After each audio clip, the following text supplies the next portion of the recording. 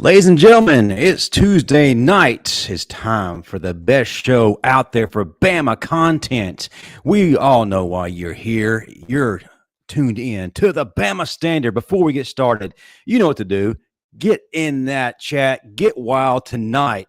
Hit that like button. Hit that subscribe button if you're watching the replay. Hate that you couldn't be with us, but show some love in the comment section below. As always, we are brought to you by Workspace Solutions. If your business needs a digital presence or a full-fledged marketing team, these are the guys to check out. Hey, they keep our lights on. Right now, you're probably wondering, where in the world is everybody? Well, I got an answer. Well, first of all, I'm your host, Justin Riley. With me, as always, is a living legend. He is the lead analyst of Touchdown Alabama magazine, or should I say senior analyst and international sex symbol, Stephen M. Smith, and two-time national champion, two-time USFL champion, and one of the baddest men to ever tote the rock, Bo Scarborough. What's up? What's up, fellas?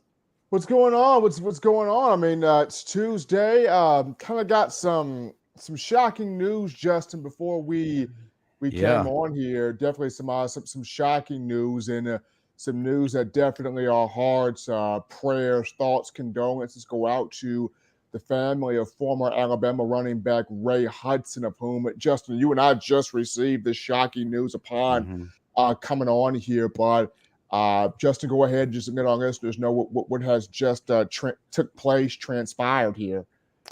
Yes, unfortunately, we start the show off on a low note. Ray Hudson, former Alabama running back, early 2000s, one of the fastest men and one of the guys that kind of helped us through that probation era, had passed away earlier today. Don't know much of the details today. Wesley Britt sent me a text message to let me know. So please, folks in the chat, everybody who's watching, send prayers up for his family and loved ones at this time. But as we roll on, before we get started, we're going to bring in 1999 all-SEC linebacker. And when Ric Flair said to be the man, woo, you got to beat the man. He is that man, Marvin Constant. Marv! What's going on? What's going on? Not much, man. How y'all doing today? Man, what a day. What a day. Glad to have you here. And we also got one more joining us tonight. He came from the bullpen, but he is one of the most famous guys heating up Bama social media. He's a co-host on The Final Whistle, and he's got a lot of great content of his own. Matter of fact, he's been seen on Bleacher Report. The incomparable Coach Smook. What's going on, brother? What's going on, man? What's going on, everybody? Marvin, Bo, Steve, on? Justin, what's good, fellas? Roll Tide, man. Roll Tide. Well, guys, we got a lot to talk about tonight. We are going to lead things off. Stephen M. Smith has some things to talk about in the depth chart, and after we are done getting those updates, we got our first special guest ready to bring some news about the Aggies. Stephen Smith, I'm going to hand it off to you, brother.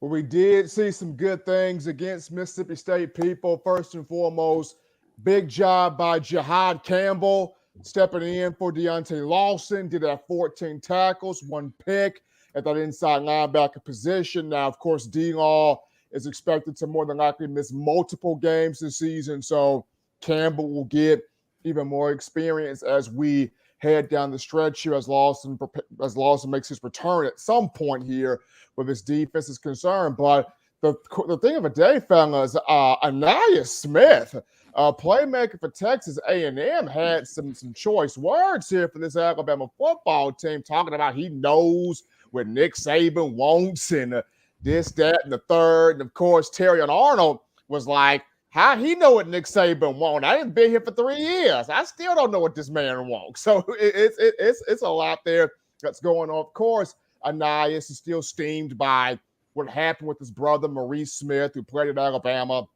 from 2013 to 16, and the whole wanting to transfer within the SEC thing came about. So Ainias is still steamed from that. But Some good stuff going into this weekend when you got Bama, A&M, Kyle Field, SEC West riding on this one. Yes, sir. Yes, sir. And listen, great thing you brought up there with Ainias Smith talking. It kind of helps us segue into our first guest. Guys, you've seen him here before. Well, he covered the Texas Longhorns last time he was here, and he fed us a lot of rat poison, and shame on him because of what he caused to happen the following Saturday. But he doesn't just cover Texas Longhorns. He also covers the Texas A&M Aggies. He is the managing editor and publisher of allaggies.com. Everybody, welcome back to the stage, Matt Galatzan. What's up, brother? Hey, guys. How are y'all? What's up, Matt? I want to apologize. I did not mean to feed all the rat poison. That was not my intention, but, things happen, I guess. Man, you did that on purpose, brother. It was strategic. It was planned out. It was precise. I wish it was that easy. Look, man. We got Marvin at the bottom of the screen, still heated. I think he placed a bet that weekend, sir, and it may not have gone in his favor. So we'll talk about that in a minute. Go for it. Well, but Matt, it's great to have you back, sir. SEC play heating up. And right now, this game has a lot more riding on it than what we anticipated before the season started. Both Alabama and Texas A&M are in fine position to gain control of this wild SEC West. And it is wild because no one has really stepped to the forefront quite yet to take control and show that they are the dominant team above anyone else.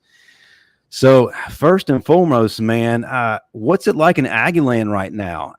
We just had a change in the guard with Brad Johnson. And for those who are not very familiar, you may see the term backup, but don't let that term fool you because he's not really a backup. He's got a lot of experience coming in. And as talented as Connor Whiteman is, it seems to me as soon as Johnson stepped in, he had better control and command of the offense. And they seem to just respond better. If you would, man, talk about Brad Johnson's effect already and how that marriage between him and Petrino is working out. Well, Brad Johnson retired from the NFL quite some time ago. It's Max Johnson. Max Johnson, sorry. No, I mean, Max is he's calm, cool, and collected. He's been there before. I think that you kind of hit the nail right on the head. When he came in for Connor a couple weeks ago, he really took control of things and kind of calmed everyone down and really got things moving on offense against an Auburn team that is, I guess, kind of scrappy. I mean, look what they did with Georgia. But, once Max came in, they really took care of business. Last week was kind of more of the same. He just kind of guided that offense that's been up and down throughout the year into a pretty thorough beating of Arkansas. So it's really hard to say what the difference is between the two of them other than, maybe veteran savvy. Connor is definitely the more talented of the two guys. He's got a great arm. He reads the field well. He's very athletic, but Max just has something else about him that works in that offense, whatever it might be. But I think that's a big key that A&M hasn't really had that sort of stability under center in a while. Connor's very good and talented, but he's still been wildly inconsistent. And for them to have with those weapons that they have, for them to have a calm quarterback that can really guide the offense, I think is very important. And it's something that Jimbo has desperately needed over the last couple of years. No doubt, no doubt. And what I'm going to do now is I'm going to pass along to the panel to open things up. I'm going to start out with Coach Smoot, then we'll go to Stephen Smith, and then let Bo go after him. I will say before we let Coach Smoot run things is what's the general feel of Jimbo Fisher right now? Is he on the hot seat? Are they comfortable with the direction that he's leading them? Or is it kind of just in limbo? He should be on the hot seat. He's had long enough to get things figured out down there. But, they're off to a pretty good start this year. I think that he'd be in better position had they beaten Miami. I'm not sure that this weekend's going to sway that one way or the other either, just because it's Bama. And if you lose to Nick Saban, that's not exactly a mark against you on your resume.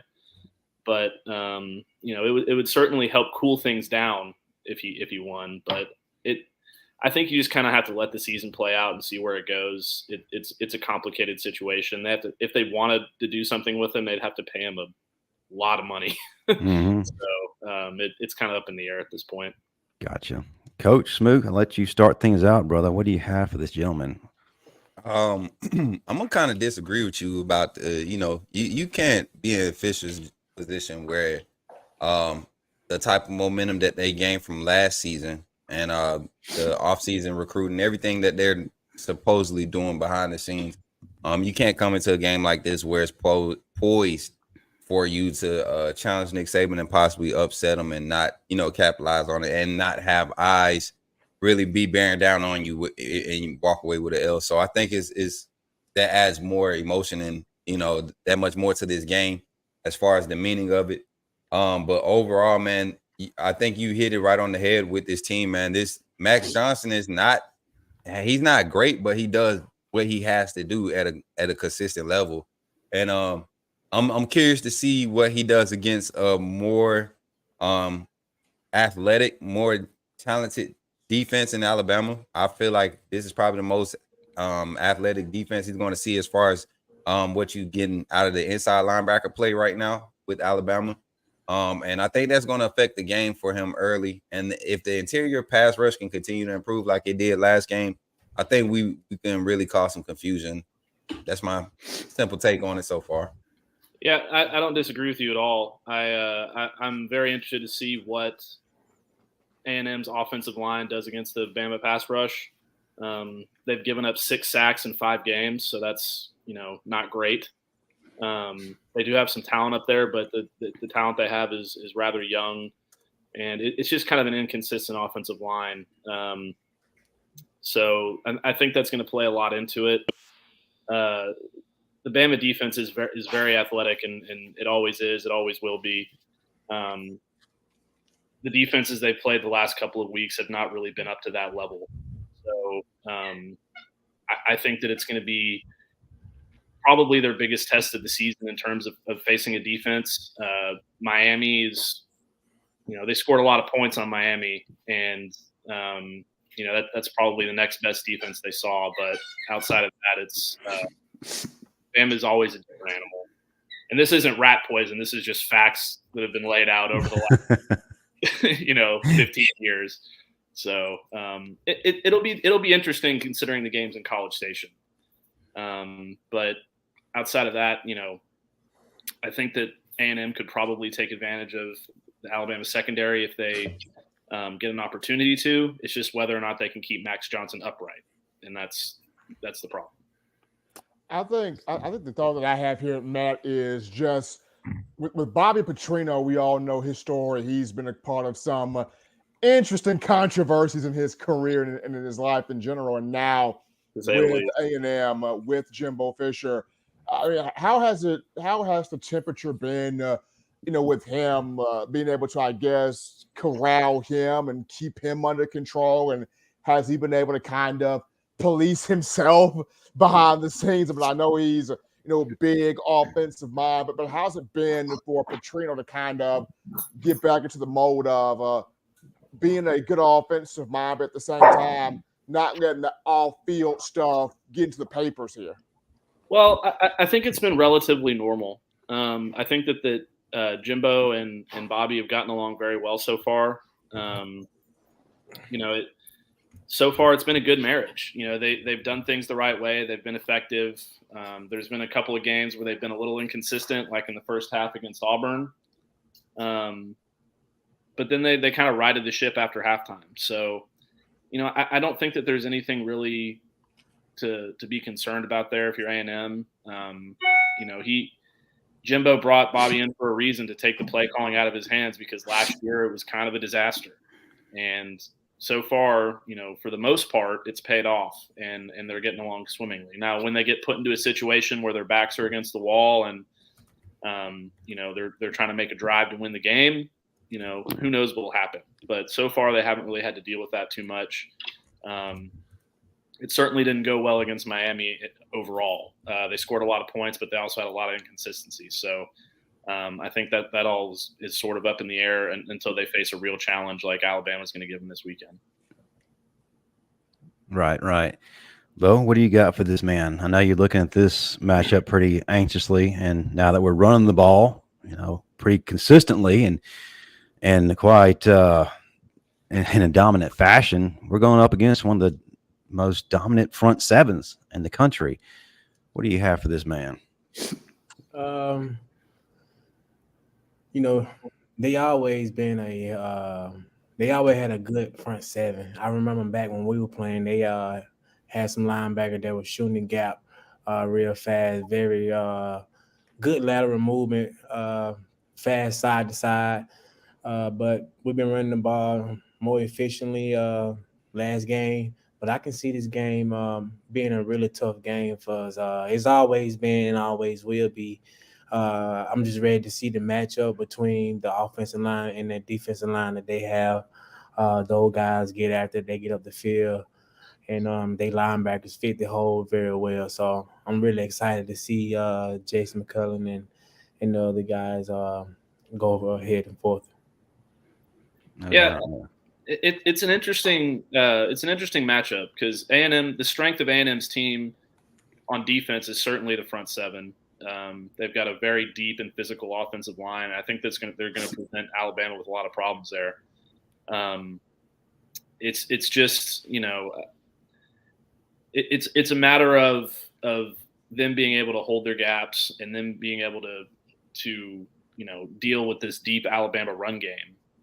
They haven't faced one like it, and I know I keep coming back to that, but A&M really hasn't faced a legitimate challenge in the trenches and anything like that since Texas. I mean, since Miami, and it'll be interesting to see. I want to see what McClellan does, when he has to run into LT Overton and Walter Nolan and those guys. But Alabama may have been inconsistent up front so far this year in terms of the offensive line from time to time, but I really think that they've got the guys that can push back against A&M. So we'll just kind of have to see how that goes.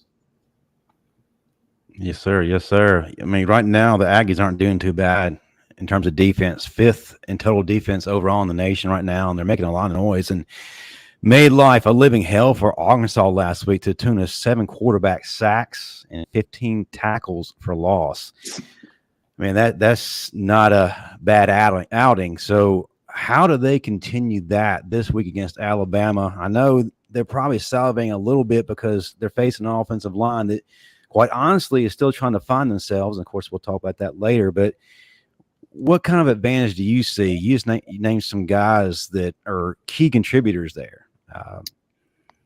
Yeah, and those probably aren't even. I mean, those are probably the most talented guys on the line, but those aren't the biggest producers at the moment. You got Fadil Diggs. You've got Shamar Turner. It's a very, very deep defensive line, and that's going to be difficult for Alabama. We saw what Texas's defensive line did against that offensive line, so I don't know that. I think that A&M's front seven, specifically the defensive line, is every bit as good as Texas's in terms of talent. A lot of those guys are from the 2022 class that was so dominant a couple of years ago, and those guys are finally starting to come out and show what they can do. But I just like to see it against a team and against like Alabama and in a big environment like they're going to have on Saturday, because when the lights came on against Miami, they couldn't really handle it. I think that they learned a lot from that game, though, and I think they're better for it. Arkansas kind of saw what they're capable of last week, so if they can kind of put on the same performance this week, I think they'll have a pretty good shot. No doubt. Go ahead, Stephen. I just think the main thing in this game, I know Coach Smook will attest to this, is going to be the offensive line for Alabama, especially none of the pre-snap penalties. None of the pre-snap penalties. You're on the road. You're in Calfield. You're in College Station. You can't have that. Of course, Caden Proctor did some good stuff against Mississippi State. We finally saw him start to grow a little bit there. Him and Elijah Pritchett. I think we'll see both of those. I think whoever has the most consistency between Proctor and Pritchett against A&M should be the starting offensive tackle or left tackle moving forward. And then can we get somebody to snap the ball, whether it's Seth McLaughlin, whether it's Terrence Ferguson, whether it's the little engine that could. I don't really care at this point. To just get somebody snapping this ball properly here to the Jalen Milroe. But I look at, you can't have the pre-snap penalties in this game just due to the fact that it's loud in College Station. It's loud. Yeah, that's one of the loudest places I've ever been to. I noticed a lot of that pre-snap stuff against Texas, and it was very uncharacteristic of Alabama. I haven't gotten a chance to watch every game this year, but I guess that's continued.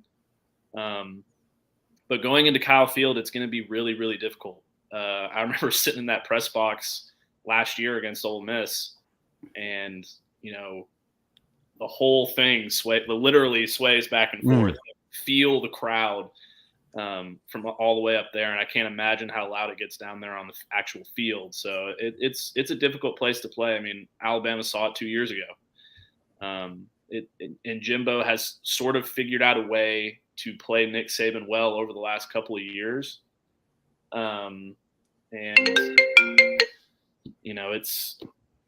It's really difficult to say if that offensive line is going to be able to handle it, because they've shown some signs of instability up there.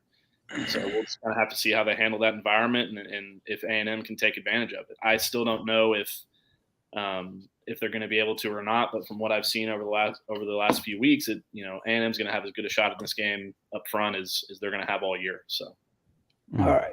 Yeah, you gotta bear with me for a minute. I've seen a lot of the comments, so I'm ready for you to yell at me.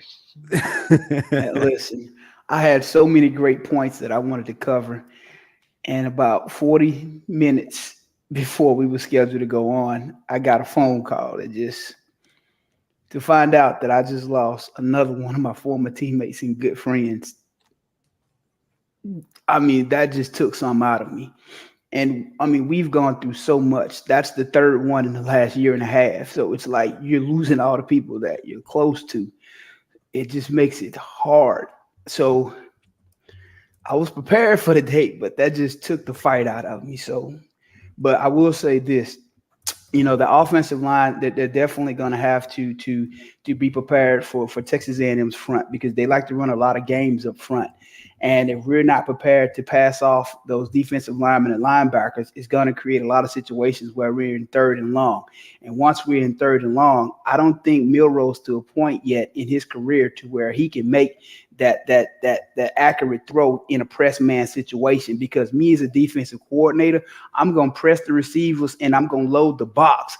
And in order for you to complete a pass, you're going to have to complete it over the top, some type of back shoulder throw or down the sideline. And I don't think Milroe's to that point yet. So we're in for a long game, but it starts with our offensive line, because, again, Texas A&M has one of the best defensive lines in the country. And if they go into this game not prepared, it's going to be a long game. Yeah, no, I totally agree. And Marvin, I'm very sorry for your loss. I'm sure that's incredibly difficult, and I totally understand. But I think you make a great point. Milroe has shown at times that he can do some things in the passing game, but for the most part, it's been a little inconsistent. And I think that if he can sort of channel some of the things that he did in that Texas game, for example, where he took that big hit and still hit I can't remember the guy's name right now. Jermaine Burton down the field for a touchdown. I think that if he can kind of channel that a little bit, he'll have a good shot in this game, because I think A&M can be taken advantage of in the secondary. Yeah, they can be taken advantage of, but the problem here is Milroe struggles with throws beyond 15 to 20 yards. That's where his accuracy is at its lowest level once you go beyond that 15 to 20-yard mark. So again, as a defensive coordinator, I'm just going to play press man and make you have to throw it over the top. And that's the one thing he struggles with the most. So again, I'm going to load the box, 8-9 people, man up on the outside, and if it's a passing situation, I'm going to run cover one with a safety over the top just in case he is able to complete that pass. But it's easy to take away his game at this point because he hasn't shown yet that he can accurately complete passes beyond 15 to 20 yards on a consistent basis. Yeah, no, I totally agree. I think A&M is very well equipped up front to sort of handle that type of pass rush in the man, press man. So it should be interesting to see what how Milroe deals with that on Saturday. And I will say, Johnson at quarterback, I watched him play against Arkansas Saturday. In my opinion, he actually elevates this offense higher than it was previously, because this isn't the same offense that I seen against Miami that I seen against Arkansas. The offense against Arkansas was potent. They moved the ball at will when they wanted to. They could have ran the score up on Arkansas. They took it easy on them in late third, fourth quarter. That game could have been a blowout easily. So it's definitely a better offense with Johnson at quarterback. Yeah, I agree. We touched on that a little bit earlier, and I think that one thing that is kind of important there is it feels like he just has a better chemistry with those receivers. I don't know what it is. I can't really pinpoint it. So I think that has to be it. A&M has some real talent in the wide receiver room. Evan Stewart and Ainias Smith and, Moose Muhammad and all those guys. It seems like he just connects with those guys better and he knows where they're going to be on the field. Whereas Connor kind of didn't really have as good of a read on that. Maybe he was overthinking. Maybe it was something else. But Max is certainly guiding that offense very efficiently the last couple of weeks. And I think he'll be able to do a lot of the same things on Saturday. It's just a matter of whether or not Alabama can kind of get their hands on him.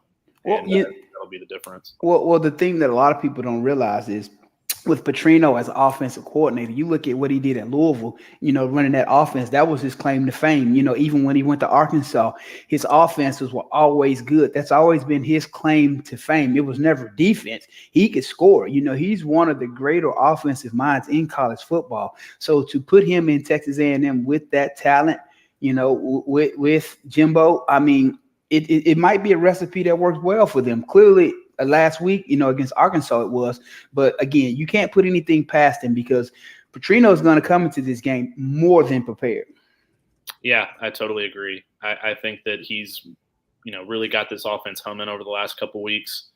And, he and Jimbo seem to be working well together. I kind of hope it can last because it would be very good for the traffic on my side if they actually decide to stay good for an entire season.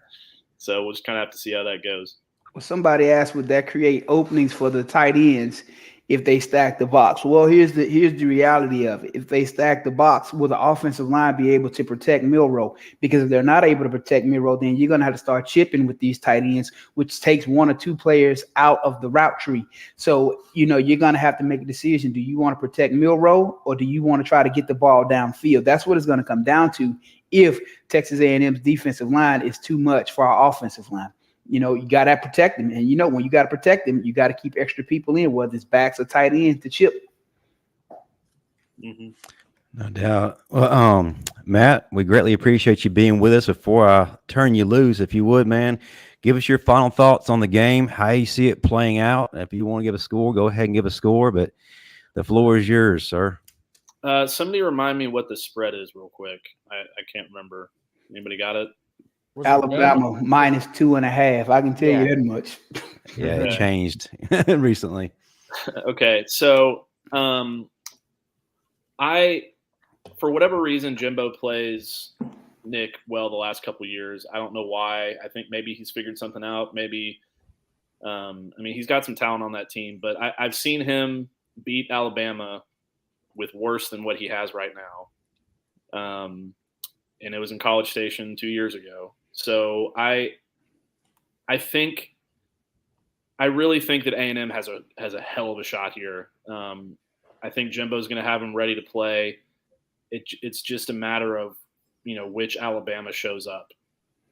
Well, the one good thing about it is our defense actually played a better game last week. So it looks like they took a good step, from the previous week to last week's game, from Ole Miss to Mississippi State. You can see a natural progression in the defensive play. So now it's a matter of, will they continue to take those steps? Because we all know that A&M's offense is a lot better than Mississippi State's offense. But then you got to go back and look at Ole Miss's offense that they held to 10 points. The same offense that just scored almost 100 points on LSU, not really, like 50-some points. So, so they're showing that they can rise to the occasion. It's just a matter of being prepared and doing it. Right. Yeah, and that's kind of where I was going. I watched Alabama against Texas, and I was like, wow, who is this team? And then against Ole Miss, I was like, okay, I think they're starting to figure things out. And then Mississippi State, I watched a little bit of that game, and I was like, all right, I think they're really starting to get things figured out, particularly in the run game. So, I give A&M a real shot here. It's just my only thing with the Aggies is every time that I pick them to win a game, they lose, and every time I pick them to lose a game, they win. So they just, whatever it is, they just evade me. I'm going to pick A&M. I think it's going to be lower scoring than people think, and I hate myself for that because I grew up a Longhorn fan, and I cannot stand the Aggies, and they have the weirdest fan base in college football outside of like maybe Mississippi State. But I'm gonna pick A&M here, 24-21. Understood. Understood. No, it's all right, Matt. We greatly appreciate you, brother. Before you head out the door, man, tell the folks in the audience how they can find you and what you got coming up next. Well, I'm heading to Dallas this weekend for Texas OU to cover that, so that should be fun.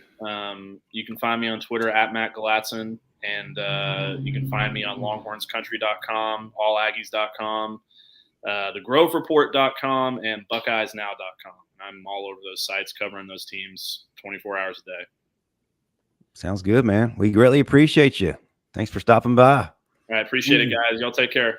Yes, sir. Yes, sir. Well, we have one guest that's exiting the building. Ainias Smith, if you would be so kind to do what you do best and bring the next one in. Well, absolutely. We bring in a native Texan. We bring in a two-time college football playoff national champion. We bring in a very good offensive lineman. We bring in somebody who had fun playing with Landon Dickerson in that 2020 season. We also bring in somebody that's actually rocking a very dope hat right now. But most importantly, we bring in somebody played in the Nick Saban era, knows about the offensive lines, got some buddies on this offensive line so he can talk about this offensive line. It's CO. Chris Owens is back in here. Yes, sir. Welcome back. Glad to have you. Thank you for having me. Man, I had to get you a bigger hat. I know, man. Look, I'm in between getting my hair done, so I didn't want to show up on camera. And that hat under pressure. I ain't never seen a hat. What's more under pressure, that hat or Jimbo Fisher right now? Well, dang. Jimbo for 200, Alex. Gotcha. Safe bet. Well, Chris, man, it's been too long. First of all, let's go ahead and get you right back into the thick of things. You were, of course, involved in that unfortunate game 2 years ago. So you've seen what it's like in Kyle Field, how dangerous things can be over there. But what we're here to talk about is the offensive line. Of course, you played on some of the greatest, and you won a national championship with them. As fans, we've been kind of in panic mode. Here we are, sixth game in. Is it unrealistic to think that the offensive line should be fixed by now? I wouldn't say it's unrealistic, but I definitely think it's realistic to expect there to be jumps from game 1 to game 6, especially when you're going into a hostile environment like A&M against a really good front. You see at left tackle, he's starting to get some strides going. He's coming into his own. He's a young player, so you're going to have those growing pains. You move Terrion over to guard for his first year ever as a full-time starter at guard, so that's a little bit of an adjustment. and just overall having different communications with different people that you're not really used to playing with. It's all a little bit of an adjustment, but you don't want to hit your stride too early in the season. You kind of want to peak at the right time. And especially after last week's game, I feel like they're starting to get into their groove. So it's not terribly unrealistic, no. They better be in a groove because this defensive line is not about to play with them. This defensive line is going to test their mettle on every level. When you're talking about passing off rushers, whether it's a TE stunt, whether it's some type of dog stunt, they like to mix it up. So if they're not ready for that, it's going to be a long game. My thing is, Chris, is when you're dealing with the center of the quarterback exchange on those snaps, the importance of getting those snaps right. I know Seth has there's been some issues there with the snapping. Can you kind of just speak to what, in your opinion, could cause that, where the snaps are just not getting to the quarterback the way they need to? Yeah, so I remember when I was there, I was having trouble snapping a little bit, and Seth was actually probably the most consistent snapper we had.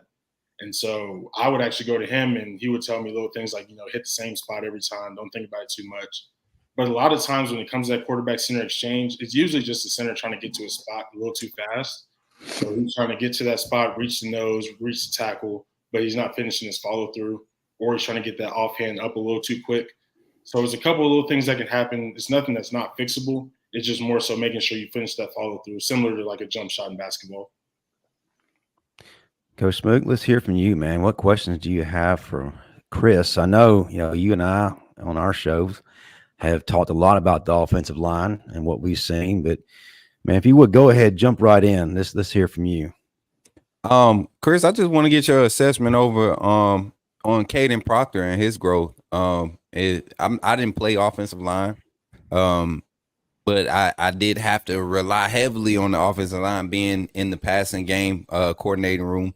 So I do a lot of evaluating of the edges, knowing the type of athletic quarterback that we have in Jalen Milroe, which is naturally that's their go-to. They want to try to beat guys to the edge when they have to lead a pocket.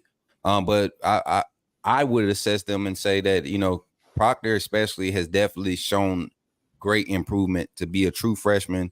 The type of talent he's faced in the first 5 weeks of his first year in college football, I think he's starting to point in the right direction. So, what's your assessment on it, especially in the run game? So what's your assessment?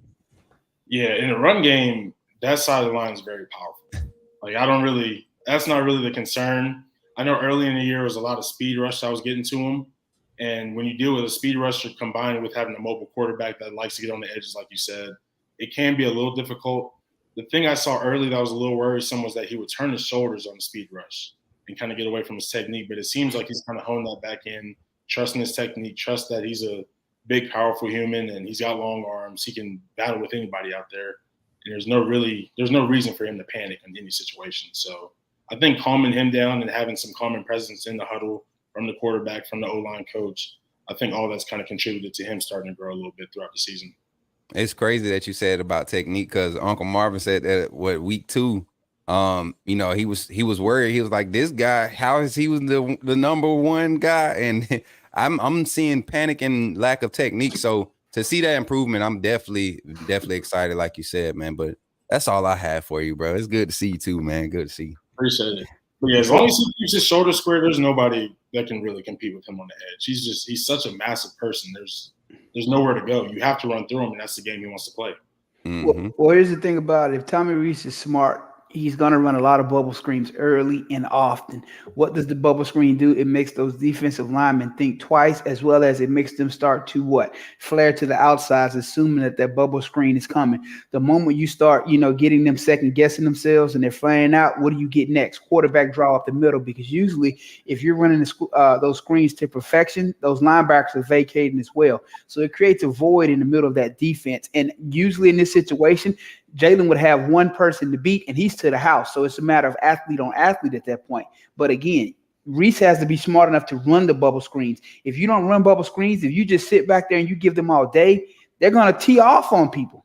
Yep. Especially early on the road, they're going to be hyped up. They know Alabama's coming in. They beat them last time. So you get those D linemen kind of second guessing themselves, make them think, is this going to be a quick pass on 3rd and short? Are they running play action? Are they going to run the ball? kind of confuse them a little bit, and they'll slow down that pass rush. I always said the quicker you can get defensive linemen turning their heads left and right and not being able to look straight, upfield towards the quarterback, that means you're doing something good. When you got D linemen standing up and looking left and right first before they're able to try to apply pressure. So you're right. We have to key that. Bubble screens. I'm telling you, that is one of the most effective things. And Coach Saban, Tommy Rees, take a book from the University of Georgia. Georgia does something better than anyone else. They run that tunnel screen with Brock Bowers to perfection. Mm-hmm. You add in bubble screens and tunnel screens, you could easily fake the bubble screen and then pitch it to the tunnel screen. It's so many things you can do to get a defensive line and linebackers off their game. We're just not doing it. Bo, let's hear from you, man. We need to hear from the running backs perspective. We're talking about the running backs, but you're that dude. You perfected that position. Yeah, I was gonna ask Chris, what do you see the offensive line transition in this game? I feel like we definitely need to lean on the run. I feel like us leaning on the run gives us confidence, especially early. And I feel like we're a much better play action team than a drop back team. When you have guys, especially that are aggressive on the defensive front, the front seven like A&M is, like I want to say a couple years ago, they lit us up with blitzes and 5 down linemen, send the extra guy, pressure and Bryce. Don't remind me of that, Chris. I watched that. Mm.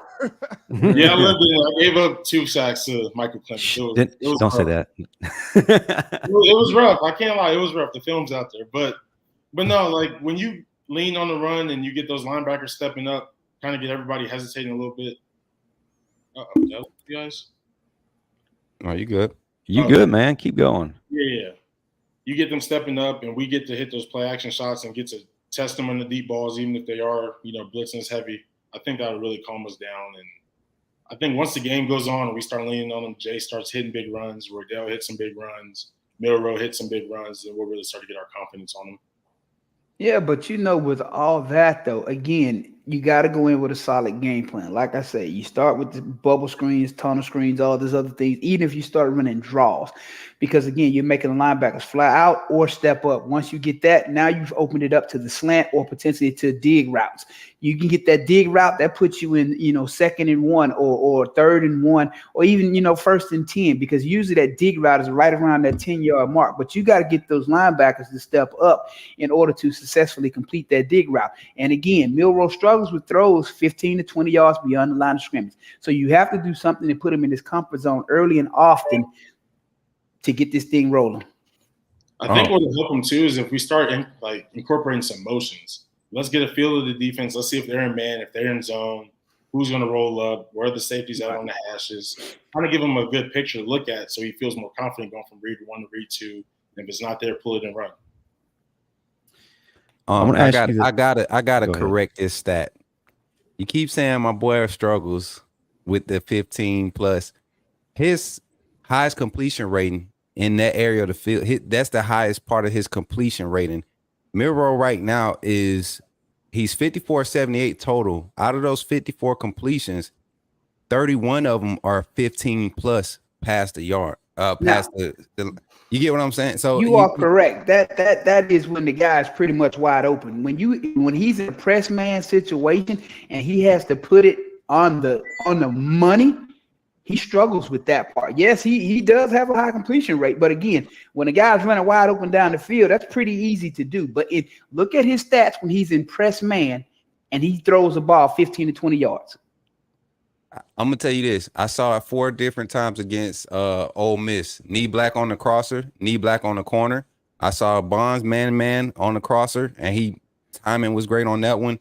And then even the late pass knee black to give knee black a chance to make that catch in the back of the end zone, what I'm still gonna argue was a catch. If you go back and watch it, the boy palmed the ball with his left hand through the whole play. So I mean, those 4 instances in the game compared to week 2 against Texas, how he was letting it go, I'm beginning to see the confidence is building. Not saying he's there yet. I understand what you're saying, but to be trending into Texas A&M, I'm seeing the growth that I feel like we need to see from where he started in week 2 against a real test, coming to a similar test with that defensive front, experienced defense, coaching staff on the other side is going to test him. I feel like he's more prepared going into this game. There is growth, but as a defensive coordinator, I would take it away because I know in press man what it looks like. Yep. Got to test it early. Hey, Justin, I can say something quick? Yeah, go ahead. If I'm not wrong, was that start he had last year against A&M at home? Yes, his first. Yes, it was. So he's seen the defense before, and I know it might be a little bit different wrinkles here and there, but he's seen a lot of personnel, especially their starters mainly. I feel like he'll have a little bit more confidence knowing what he's expecting. It won't feel so brand new to him like a Texas or like anybody else. He's kind of seen this before. All right, so just think about this, though. If it's a press man situation, you got 1 by 1, and you got the box loaded with 8 defenders. Do you know how difficult it is to throw in a loaded box? Everything has to go outside on a loaded box. So you basically taking everything away at that point. So that's why I say, they're going to put him in very uncomfortable situations because, again, a smart defensive coordinator, he's going to recognize that, and he's going to make sure that those are your only options. So my thing here is, and I'm gonna bring this down here to Coach Smoke. I mean, defensively for Alabama, the job Terrion Arnold has done as a corner. Does he play Evan Stewart? Does he play Ainias Smith? Who does he play? Muhammad? Where do you line up Terrion? Because these opposing quarterbacks have been attacking Arnold, and he's manned up to the challenge. He's playing some of his best ball right now, and people still fail to realize when Terrion first came, he was not a true corner. He was a safety. He was forced to play corner out of necessity. Now he's showing you I can really play corner. Who does he line up on, Smoke? I'm gonna go back to something that we wished for at the beginning of the season, and all of you all said it. If there was some way we can get 2 lockdown corners on both sides on the field, that would be like a dream come true. Dealing with Caleb Downs and a new transfer safety coming in after Smitty went down, 2 guys in the middle that are still kind of coming along, and that's something we wish for, and that's what we're getting right now. Kool-Aid has been the most inconsistent, but he's still being Kool-Aid. You get what I'm saying? And Arnold, you can line him up anywhere on the field right now. I don't see him there being any type of major mismatches when you line him up against probably the best route runner on the team in Evan Stewart. Moose Muhammad's probably the strongest receiver out of the 3 that you named. And then Ainias Smith is just an all-around guy. Line him up in the backfield, jet sweep. He could stretch the field for you. So Arnold is shown more than that. He's more than capable of handling the task of whatever the alignment is. My concern is not even in the perimeter is times where we can't have Malachi be the third guy in coverage, and he's the main run support. When it started, the exposure starts to happen. So I'm really keying on Caleb Downs and their involvement in the pass game and defending the pass game more than I'm worried about Arnold or Kool-Aid or even Amos walking in. So I feel like this is one of those games where we're going to see both of those guys shine, Kool-Aid and Arnold. Well, here's the reality of it. Johnson is going to take his shots. He's going to take them. That's what he's going to do.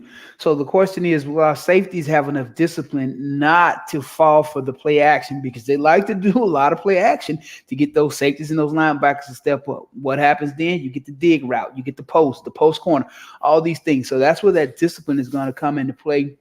And understanding, read your keys and do your job. Yes, Don't sir. be a hero trying to do everybody else's job, because that's when you get unfavorable outcomes. Because again, run too much man defense to step up. And in a man situation, if you lose your man, it's not going to end well. Right.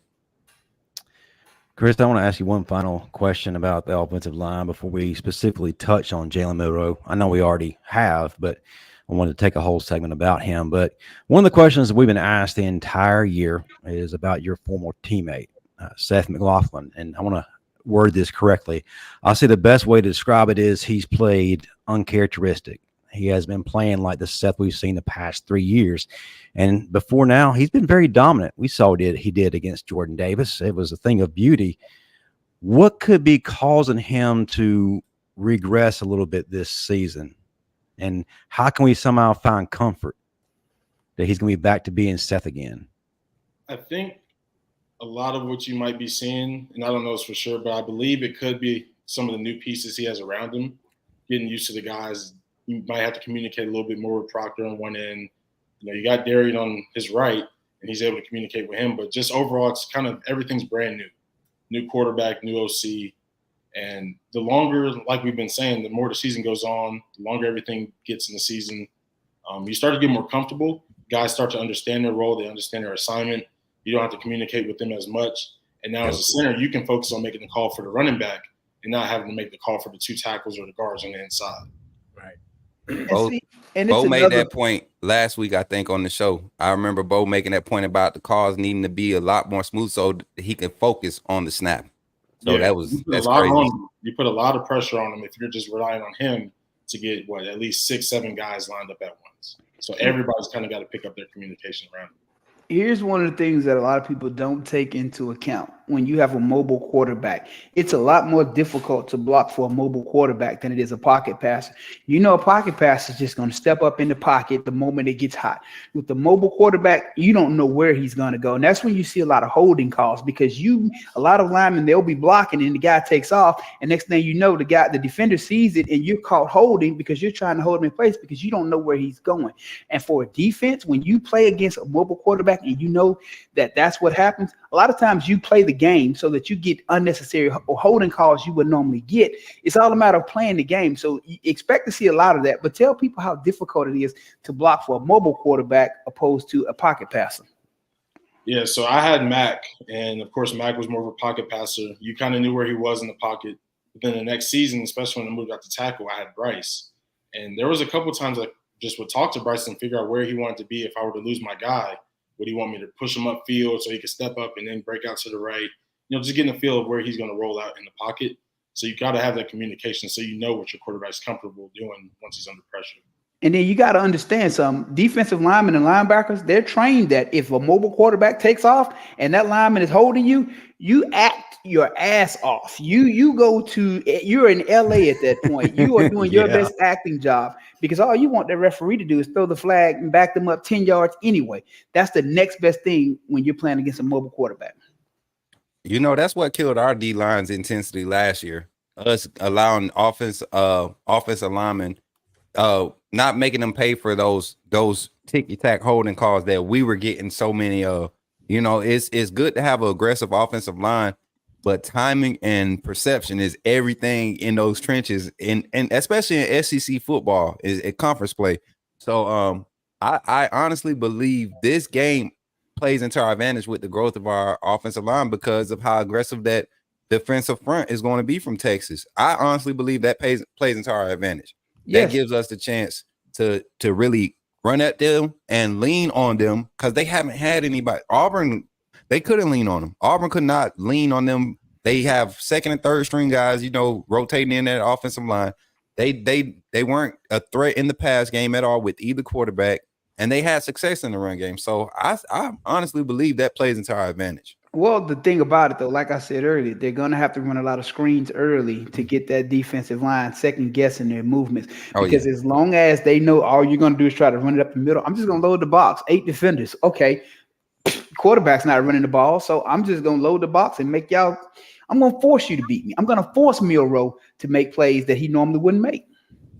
I feel like we'll see probably a lot of 5-down linemen on passing downs. 5-down linemen just run a lot of games, have one guy spying Milroe in the back end. That's what they gave to us when we had Bryce back there. And a lot of cover one, single high safety, baby. Hey, listen, get her done. Facts. Let's go ahead and talk about Jalen Milroe, guys. I know the folks in the chat have been anxiously waiting to hear what we're going to say because, we're the be-all, end-all when it comes to Alabama football. To me, and y'all may agree with this is a prove-it game for Jalen Milroe. This game last year was a measuring stick for Jalen, and whether that was fair or unfair, and to a lot of Alabama fans, that was strike one.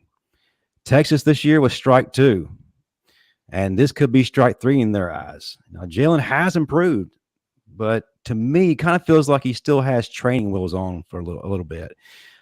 I think that it's time to take the training wheels off, and he needs to have that moment, kind of like what Blake Sims had against Florida in 2014, where he just erupted. He was hitting things over the top, and he goes out and sets records. Guys, can he have that? I feel like it's time. Is it time that Jalen Milroe take those training wheels off in order for Alabama to ascend to another title run? Start with Steven, then we'll go to Bo, Marvin, Coach Smook, and Chris will round it out. I think, guys, that ties into this is a huge game for Tommy Rees in terms of that creativity. It starts with him also. Milroe's success is big, but it starts with Tommy Rees. How creative can you get in your bag?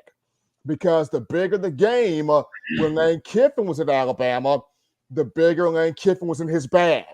The bigger the game, Steve Sarkisian was deep in that bag as an OC. What can I draw up? What matchups can I create? What mismatches can I find? How can I get my best player on their worst player and create easy throws, easy rhythm here for my quarterback in question, whether it was Blake, Coker, Hurts, Tua, whoever the quarterback was. So it's the same thing here with Tommy Rees. Got Jalen Milroe and Kyle Field. How can I create my guys some easy throws? How can I get some motion involved here? How can I get them settled into the game early and often? So, yes, it's a big game for Milroe, but at 30 years old, Tommy Rees, here's your welcome to the world, son. Where is your creativity here and making this easy for Milroe? So the success here is intertwined, in my opinion. Bo? Well, I think that Jalen Milroe, he got to get he got to be in an uncomfortable situation to be comfortable. And I think that this is going to be one of them games that he's going to be uncomfortable in and going to have to make decisive decisions. And he's going to have to be smart with the ball as well, because any turnover can give the opposing team the momentum and, flip the field. But one thing that Jalen Milroe have to do, I think, is manage the game and keep the ball alive and keep moving the ball up and down the field and make smart decisions with it. And like Steven just said, that Reese going to have to come with some matchup. They're going to go against A&M. And like he said, this is a big game, big stage. So he's going to have to be in his bigger bag with plays that we haven't seen and try to get mismatched on the defense that they haven't seen and get our best players open like Isaiah Bond and let Jace McCullough run the ball like he did against Mississippi State. And what I also want to see is I want to see Justice Haynes play. I don't know why he's not playing, but when he came in the game, man, it was night and day. And, it was a whole different run style. Like this guy had balance.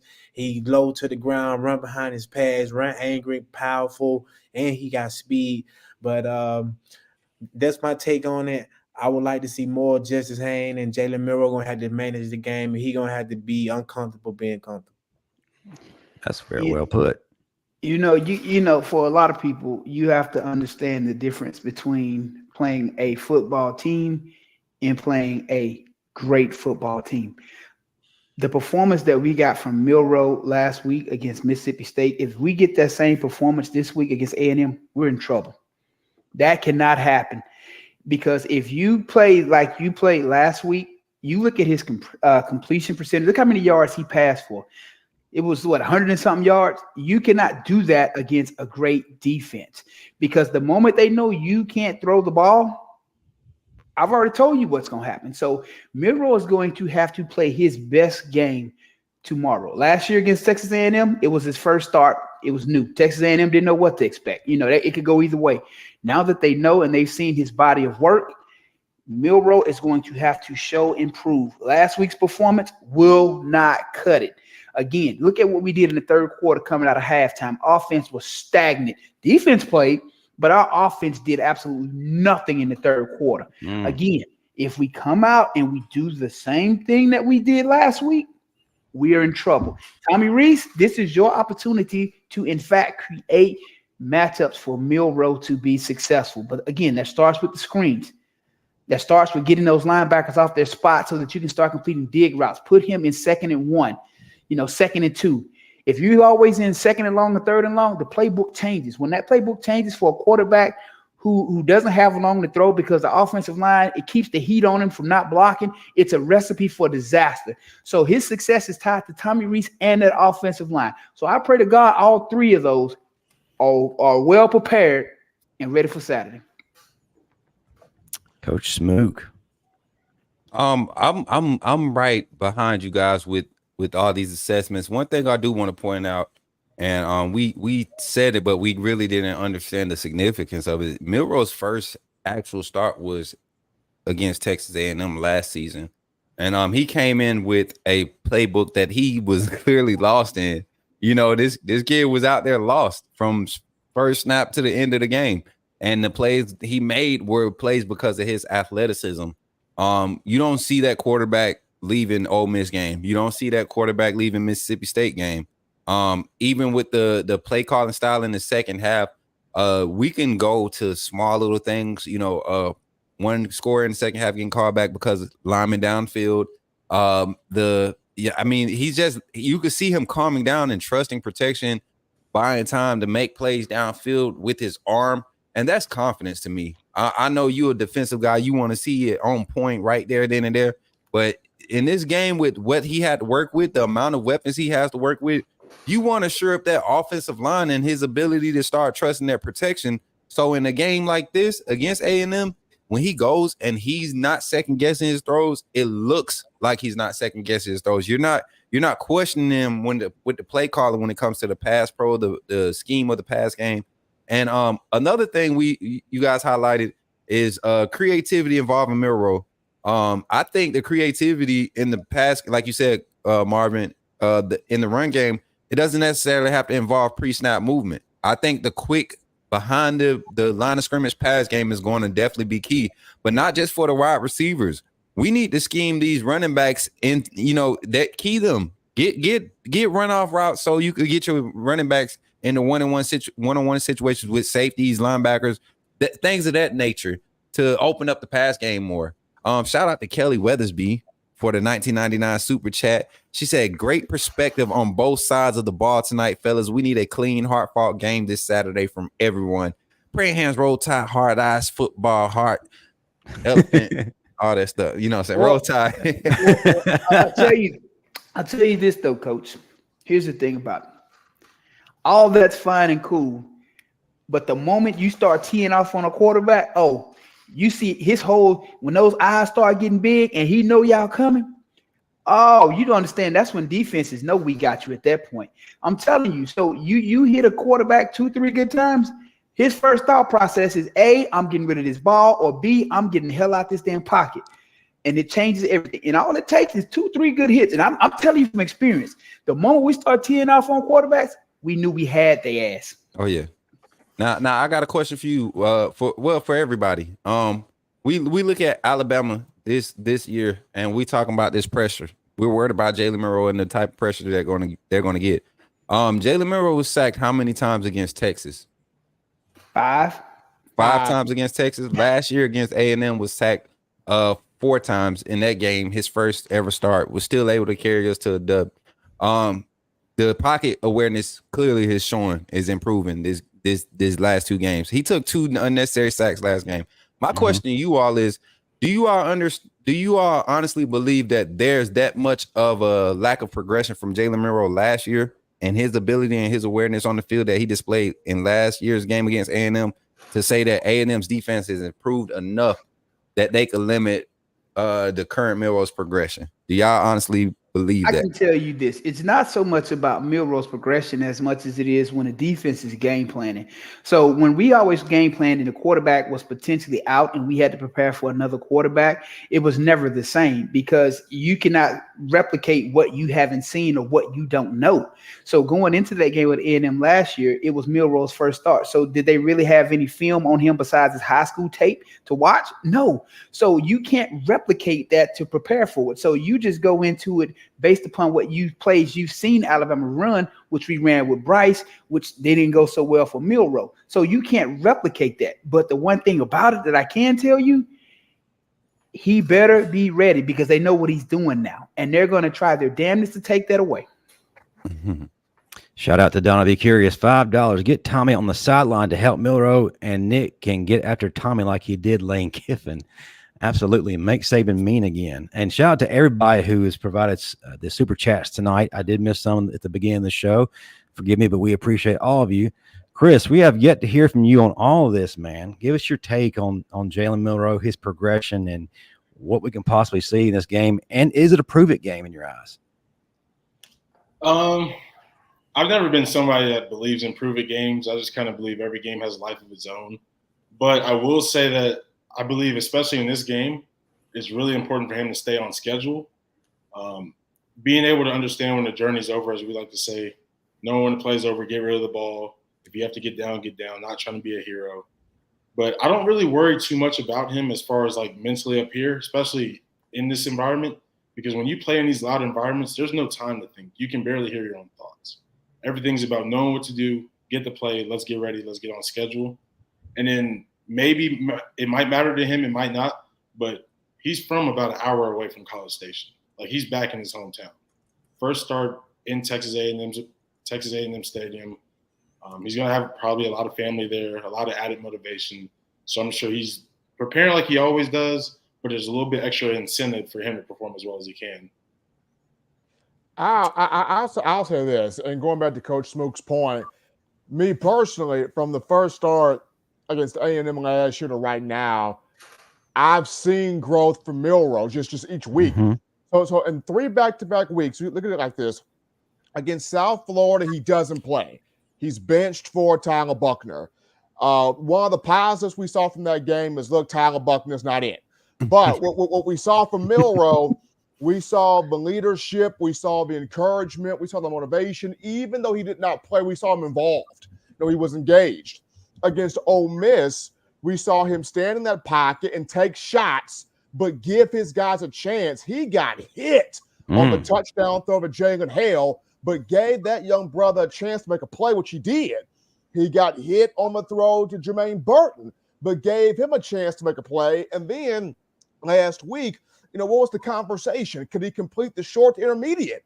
He had a 27-yard completion to Malik Benson, a couple of 20-yard completions to Amari Niblack. So each week there's a growth that he's taking forward.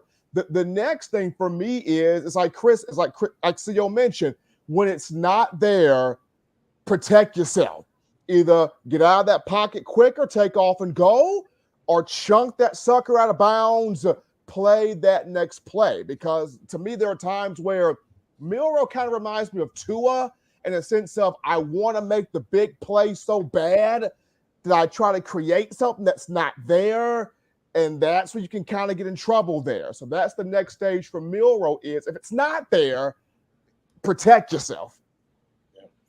Shout out to David Kendall, $2, who seems to have it all figured out. Put Miss Terry on the sideline. I'm just saying, man. I'm just saying. Look at Sergey, man, bro. For real. I don't think y'all realize how intense Miss Terry is watching football. Like, this was the first game she's missed. I remember certain games where I'm literally looking at Miss Terry, and the intensity on her face, I'm like, has she been the one really coaching this team the last 17 years? Miss Terry is intense. Good point. Out there. I mean, she is intense. And the fact that she understands, Nick, baby, be angry, man. It's okay to be angry sometimes. Be angry. Be angry all the time. I mean, and the fact that, she got him, hey, get angry a little bit. And he got angry, and you get 5 sacks, you get 3 interceptions, a pick 6. I mean, come on with it. I think that also we haven't talked about that being the difference this year. This defensive play calling style last year didn't help Milroe either. they could not. The defense couldn't get off the field against A&M last year. It was crazy. But I know why? Did you not just watch the Ole Miss LSU game? You already know. I didn't even want to even go there because I know you ready to get started. Did you not watch that game? You know better, yes, Smooth. Over 100 points scored. Really? Just like really? This what? I shouldn't even went there. I'm sorry. My bad. And I took the under on 95, just knowing that they're sure they won't score 95 points. And then after I put the bet in, you know what I thought to myself? Damn it, Pete's over there. Crap. Pete, man. Pete, man. Yeah. From now on, if Pete's involved, I'm taking over. Well, Marvin, just tell him to move west. Just put Pete all the way in the Pac-12. That's it. That's where it belongs. Pac-12. My bad. There's no more Pac-12. We'll put him in the Mountain West for crying out loud. That's it. That's an insult to them. I had a middle school team in mind, but you know. Shout out to Tim Love at $9.99. I'm not even worried about Jalen, and he's not about to throw for 285 and 3 touchdowns. We just need the offensive line to give him time and stay disciplined and stop the damn run. Bama 27-17. He gave it his score. It's time to segue into our predictions and players of the game. So I'm going to go around the room. We're going to start out with Stephen M. Smith and go to Bo, then Marvin, Coach Smook, and our guest will round it all out. Guys, how are we feeling? Give me your scores and give me your offensive and defensive player of the game. Stephen, we got Super Chat from D Pick at $1.99. Marvin, what's your take on the linebackers? You can add that when you give us your prediction. Stephen. All right, so score prediction for this one. I got 31-17 in favor of Alabama. My defensive player of the game, I'm going to roll with him. I'm going to keep rolling with him because he's starting to heat up. That's Dallas Turner. Dallas is heating up.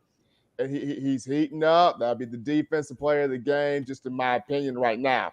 Offensive player of the game, I think Nye Black is going to get off in this game. I think Amari Nye Black is going to finally have kind of that game where he really, really, truly gets off here in terms of the passing game. So give me Nye Black offensively, defensively. I'll go Dallas Turner here. Gotcha. Bo, go ahead. My prediction for the game, 33-21, Alabama. Offense, I'm going to go with Jace McCullough, as always. Defense, I'm going to go with Malachi. I love it. Okay. Marvin? I'm going 27-24. I think, in order for us to go into Kyle Field and pull this out, Dallas Turner is going to have to do what Dallas Turner does. He's going to have to play lights out. On top of that, we're going to need Blackshot and the rest of those linebackers to effectively stop the run. They cannot run the ball up the middle of our defense because, again, the moment they start running it up the middle of that defense, that makes the safeties do what? Step up, which opens up what? Posts. Got to stop the run. So to this point, the linebackers have definitely demonstrated marked improvement, but this is going to be that game that truly tells how good or how bad they really are. Because A&M is a team that will expose us if we're not prepared, fundamentally sound, physically, mentally. I'm talking every aspect of this game. You going into Kyle Field, you better know your job. You better be prepared to do it. Let your nuts drop. Go out there and do your damn job. Because we saw what happened 2 years ago when we went to Kyle Field, how that went left, underestimating them, thinking, it's just another game. Go to Kyle Field playing in front of 109, 110,000, and let me know how that worked out for you. Ooh. All right. We got Pastor. We got Deacon Marvin in here. Collect your play, $20. Drop the money in the play. Drop the money in there. Smoke, you got to follow that up. Go ahead, sir. I want all the smoke, man. I'm coming with it like this. Real talk. I don't know what y'all been watching with this Texas A&M squad. Other than this defensive front seven, I see us having the advantage everywhere else on the field. That's our defensive front against their interior offensive line. Jaheim Otis, Tim Keenan, Ja Latham, those guys are trending right now. Justin Boy be playing spot plays, making big plays. Tim Smith playing consistent. This front is going to have that way. Huh? About time.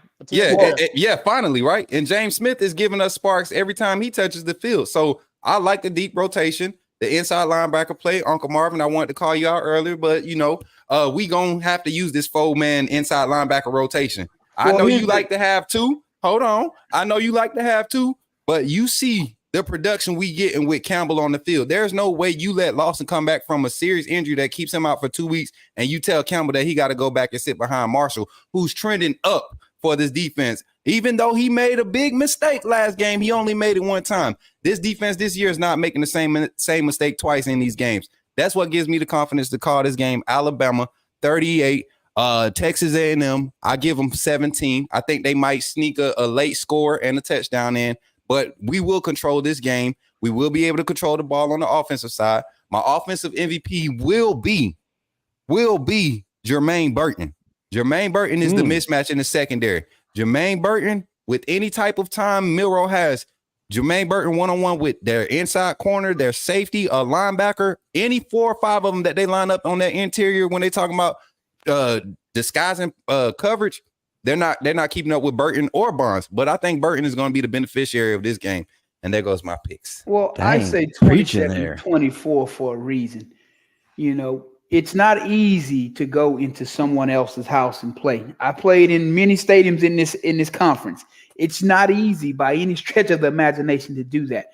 With that noise factor and that defensive line that they have, if they're getting pressure, I anticipate Milroe potentially turning the ball over 1 or 2 times. Where that 1 or 2 turnovers is going to come, I don't know. And a lot of times if it's within, if it's in plus territory for them, you're giving them easy scores. So again, it's all about controlling the line of scrimmage and field position. So I do see 1 or 2 turnovers potentially in place that's going to give them easy points because of what they do defensively. So it's going to be a defensive battle. I'm not saying that they're just going to go out there and wear us out. No, but what I am saying is it's not easy to go in someone else's house and play, given all that I know that's going to happen with their defensive front and our offensive line and how that's going to put Milroe in bad situations at times. Yeah, I could see that on worst case scenario. I just honestly, I really don't. The way this offensive line is trending, I believe they neutralize the defensive front enough. Not take them out the game, but I don't see a 4 or 5 sack game with the way Milroe is understanding his offense and settling in. And I know the crowd is a factor. But Milroe's different when it comes to that. His composure, even in the loss against Texas, was unmatchable. We don't see that much. Bryce was stone cold just like that. And Milroe's he's doing it, but he's relying on his athleticism now. And I think that creates the space for us we need to really open this game up a little bit more than people are expecting. I hope we open it up, but I just know how difficult it is to play on the road with that noise, as well as with that defense. It's not going to be an easy win. All right, y'all have had your turn. The man of the hour has not spoke yet. Before we get to him, Ray Parham, $5. The defense dominates again. Turnovers will be forced. The secondary is suspect. I expect Milroe to have a big day, 45-13. Ray putting 45 on that? Okay. Wow. I'll take it. Well, Chris, you've listened to everybody go back and forth. Probably too long.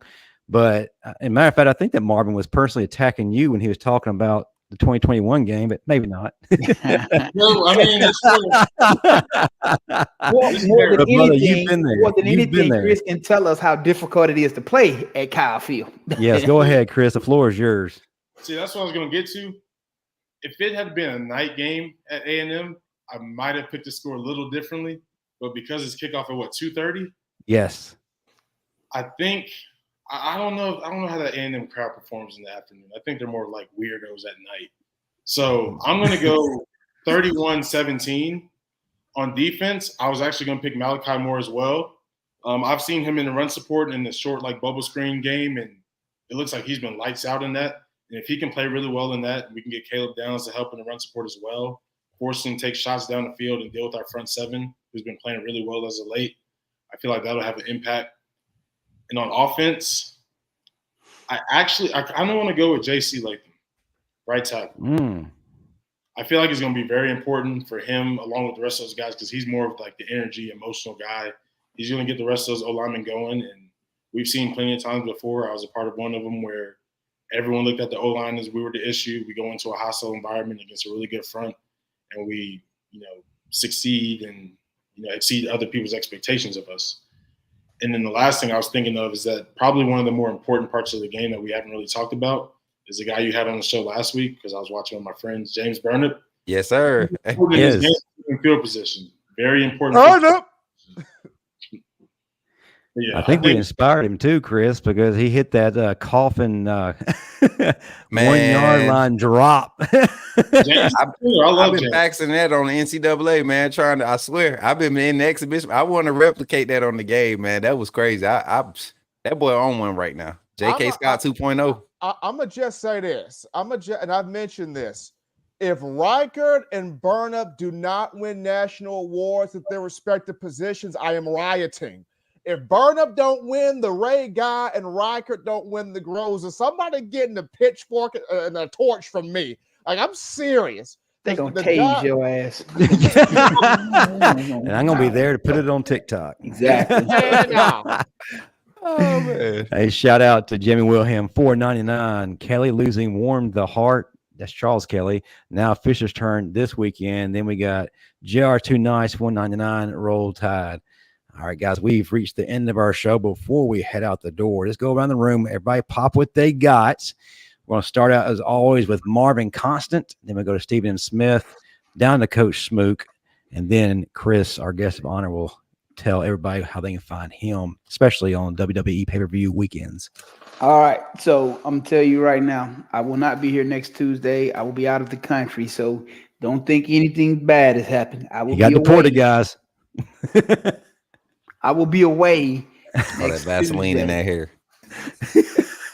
What? His hair too smooth. You getting deported. Man, there you go with that. But so just know, though. Just know. Love your family, man. Love your friends. Take care of everybody around you, man. Tell people you love them, man. You know somebody going through something, man, just try to be there for them. Be a positive influence as much as you can, man. You can find me on Instagram, Constant45. If you're looking for, a fitness tool to get in shape. My book, Physical and Mental Fitness, is the direct link to Amazon is there. Best $15 you'll ever spend. 3 different 6-week workout programs, whether you're a beginner, middle of the road, or you've been doing it for a while. Sherry, I will be in Ghana, going to Africa, Ghana. So that's where I'll be next week. And even though Steve Brown was not here tonight, he is here in spirit. Matter of fact, last week he told James Burnap if he wore the Stacey Adams, he'd have a great game. And in fact, he did. James Burnap, as taught to us by Don Parker, put the Stacey Adams on, and you saw what he did. But anyway, Stephen Smith, tell the folks how they can find you, what you got coming up next. Well, I'm not going to Ghana like Uncle Marvin here, so I will be I'll be in the U.S. But however, tomorrow we got In My Own Words. Tomorrow we're breaking down Bama A&M. This matchup in Kyle Field with the SEC West up for grabs. This is going to be a massive game, huge match. You're going to be excited to check this out and see this. So we'll be entertaining the fans tomorrow with Alabama A&M stuff. Also, Coach Saban press conference tomorrow at 6. I will be in there to get Saban's final thoughts leading up to the game. Saban actually had some moments chuckling with reporters on Monday. You don't really see that too often of him laughing. So maybe this is a good thing. Maybe this is a scary thing. I don't know what's to become of it, but he'll be speaking on Wednesday. I'll be there trying to continue my record of not getting cussed out by Nick Saban. I'm undefeated right now. I'm on a roll. That's quite a feat there, Stephen. Before we give it to Chris, I'll remind everybody, stay tuned with this channel. We got a lot of great content coming your way. Stay here for tonight. We've got the final whistle, 8 p.m. Central, 9 p.m. Eastern. And then tomorrow night, 6 p.m. Central, 7 p.m. Eastern, with the Crimson Dynasty with C. Payne. Chris, man, we greatly appreciate you being with us. Before we head out the door, like I said, if you would, tell the folks where they can find you, what you got coming up next. You can find me Instagram, Twitter, BG Chris Owens. Right now, just kind of waiting to see what's going on with this XFL, USFL stuff. A lot of confusion. So, and, always praying for an opportunity to get back in the NFL. But whenever that comes, that's my timing. We'll be watching a lot of wrestling. I went and grabbed this for you. Oh, nice. I love it. Whenever it comes on. So that's what I'll be doing for now. Just working hard, doing the usual.